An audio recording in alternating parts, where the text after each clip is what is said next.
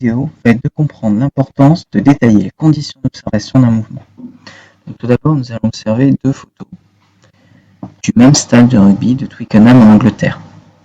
Donc là, on a deux points de vue différents, donc tribune haute à peu près au milieu du terrain et tribune basse derrière les poteaux. Donc là, on peut facilement comprendre que un même mouvement, par exemple, le mouvement du ballon des poteaux de droite vers les poteaux de gauche, ne va pas être observé à l'identique selon les deux points de vue. Donc là, on voit qu'il apparaît quand même qu'il est important de définir l'objet que l'on étudie et le point de vue. Ces deux caractéristiques ont deux noms qui sont système et référentiel. Donc c'est ce qu'on va appeler le cadre d'étude du mouvement. Tout d'abord, donc le système est un objet ou un groupe d'objets que l'on distingue volontairement de son environnement extérieur pour pouvoir l'étudier. Ensuite, le référentiel est un solide de référence supposé fixe par rapport auquel on étudie le mouvement. Donc, on lui associe un repère d'espace pour étudier les positions du système, ainsi qu'un repère temporel qui permet d'associer un temps à chaque position du système étudié. Bon là, j'imagine votre tête après toutes ces définitions. Voilà, donc on va passer à des exemples.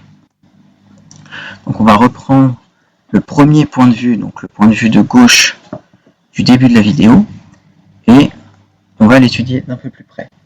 Donc le système ici ce sera le ballon de rugby. Et le référentiel, donc c'est spectateurs en tribune haute et au milieu du terrain. Donc là, le mouvement. Donc le mouvement observé sera un mouvement en cloche.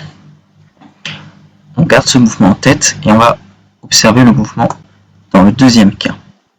Donc ici, on a le même système avec un référentiel différent.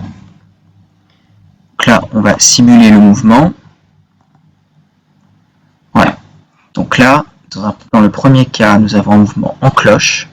Dans le deuxième cas, nous avons un mouvement rectiligne vers le haut, puis rectiligne vers le bas. Donc là, on voit clairement l'importance de définir le référentiel, car pour un même système, le mouvement observé sera différent. Donc, le fait que le mouvement observé soit différent en fonction du référentiel, c'est ce qu'on appelle la relativité du mouvement. Le mouvement est relatif. Donc, le choix du référentiel dépend du système étudié. La nature du mouvement alors observé dépendra de ce choix de référentiel. C'est ce qu'on appelle la relativité du mouvement. Un exemple que vous pouvez garder en tête, c'est comparer le mouvement du système voiture dans deux cas. Dans le premier cas, le référentiel est un piéton, donc par exemple quand on marche dans la rue. Et le deuxième référentiel, donc c'est un automobiliste qui roule à la même vitesse que la voiture qu'il observe. Donc on va comparer les deux mouvements. Donc dans le premier cas, on voit que la voiture avance. Dans le deuxième cas, l'automobiliste roulant à la même vitesse ne percevra pas de mouvement de la voiture qui est à côté de lui parce qu'ils vont à la même vitesse. Donc ça, c'est l'exemple de la translation du mouvement rectiligne, l'exemple qu'il faut à tout prix retenir pour pouvoir ensuite se remémorer ce qu'est la relativité du mouvement.